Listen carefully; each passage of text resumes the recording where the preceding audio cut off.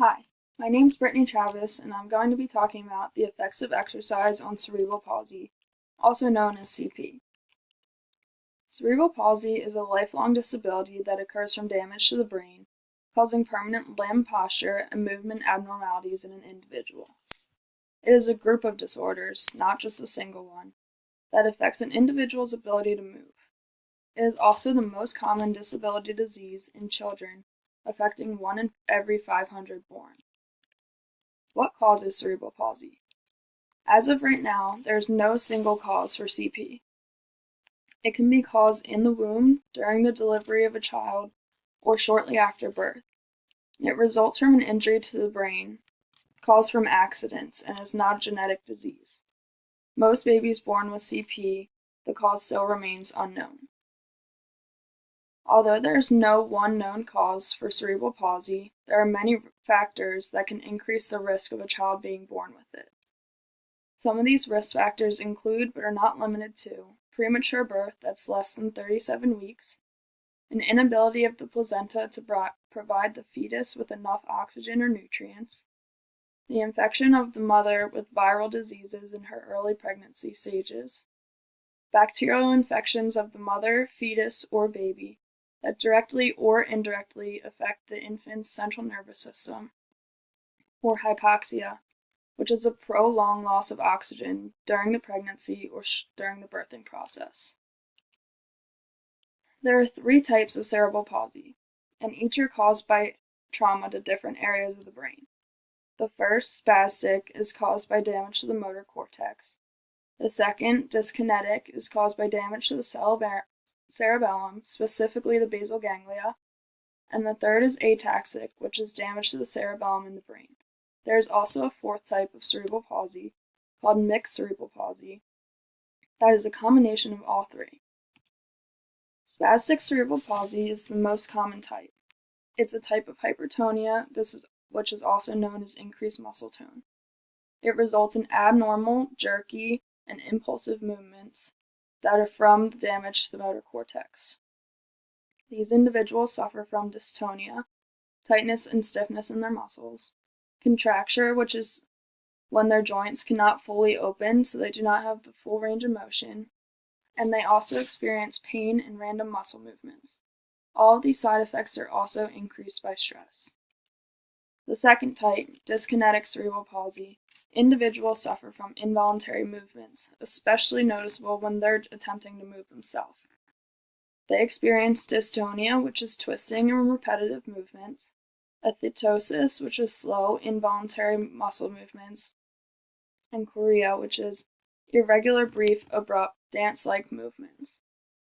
These side effects can be present in one part of the body or throughout their entire body. The third type, ataxic CP, is also known as without order or incoordination. This is the least common form of cerebral palsy and includes unsteadiness, shaky, and tremor-like movements. The individuals are typically very uncoordinated, so they have difficulties maintaining their own balance. This can affect the upper limbs, lower limbs, speech and swallowing, and even the eyes.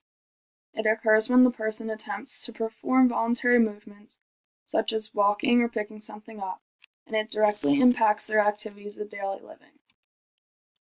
The 4th type, like I mentioned before, is mixed cerebral palsy, and it is a combination of all the different types. This can be caused from an injury to multiple areas of the brain, such as the motor cortex and the basal ganglia. The side effects are just included within all 3 slides before. To break down each type even further, there are terms to describe which specific part of the body is affected by the disease. Monoplegia affects just one limb, typically an arm, but could also be one leg. Hemiplegia affects one side of the body, such as the right side or the left side, including the arm, trunk, and leg. Diplegia affects the symmetrical parts of the body, so either the legs or the arms. And the 4th type is quadriplegia, which affects all 4 limbs, including the throat and the trunk. There are many impairments associated with cerebral palsy, both physical and emotional. Each individual is affected differently, depending on their diagnosis. Some of the impairments associated include, but are not limited to, being unable to walk, unable to talk, severe vision impairment, intellectual impairments, epilepsy, experience of pain, feeling unvalued and depressed, having relationship issues, and being bullied. Is cerebral palsy preventable or curable? Unfortunately, the answer is no. There is currently no known cure for cerebral palsy. Although it's a lifelong, permanent, chronic condition, there are many interventions, such as exercise and therapy, to help reduce its impact on the individual's body and enhance their overall quality of life.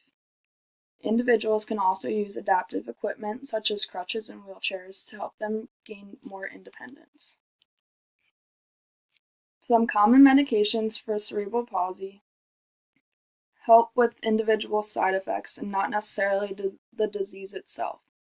There are a wide variety of medicines that are used to help individuals with CP, and some of the most common ones include anticholinergics, which helps with uncontrolled body movements, anticonvulsants, which helps with seizure control, antidepressants, which helps with depression, antispastic, which are muscle relaxers, anti-inflammatories, which help with pain management, and stool softeners.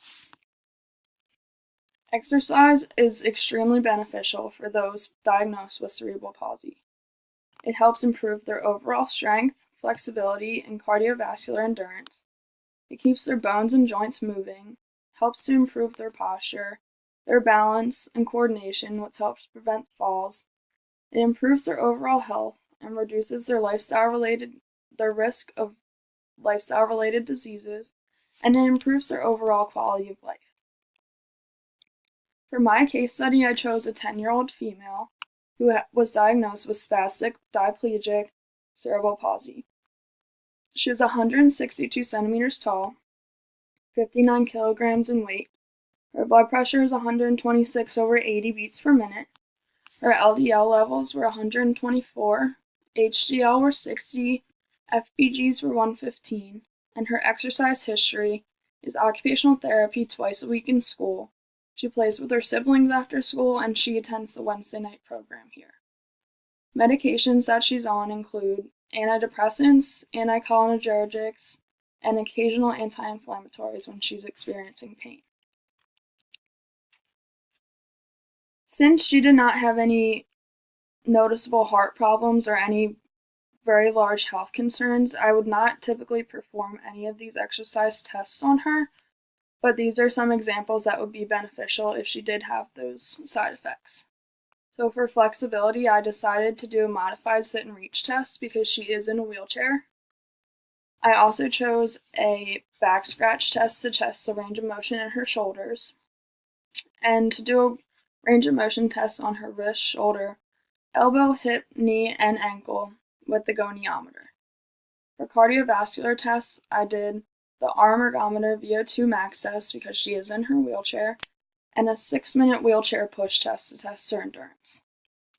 For muscular endurance, I did the curl-up test, and for muscular strength, I chose the hand grip dynamometer and the 1RM bench press. For the exercise prescription for my patient, since she is a 10-year-old girl, I decided that every day she should do at least 30 minutes of unstructured, moderate exercise. And I also decided that 3 to 5 days a week that she should do 10 to 20 minutes of vigorous exercise. For the intensity, moderate would be considered noticeable increase in heart rate and breathing, and vigorous would be a substantial increase in heart rate and breathing. For the time, depends on the independent exercises, and if needed, she could break it up into 10-minute bouts to allow for rest and work her cardiorespiratory endurance. For the type, it's broken down. I said to do aerobic activity every day, resistance training 3 to 5 days a week, flexibility and balance every day of the week because they're very important. For a specific exercise prescription, for the warm-up, I started with a sit-to-stand high fives from her wheelchair to kind of make it like a game, make it more fun, a basketball pass to warm up her arms, and a 5-minute wheelchair push game to increase her heart rate, so something like tag or weaving in and out of cones. For cardiovascular exercises, I chose to do assisted pull exercises to work both her arms and her leg and take off the weight-bearing aspect of it, and also do wheelchair games to work up her cardiorespiratory endurance. For muscular strength, I would incorporate bicep curls, tricep curls, pull downs, flies, and the bench press into a competition or a game for her to make it more fun and appealing. And to cool down, I would do a 5-minute wheelchair push light where she could either listen to music or I'd walk beside her and talk with her. And then for balance and flexibility, I want her to stand unassisted for 1 minute, and for each rep to try and increase her time.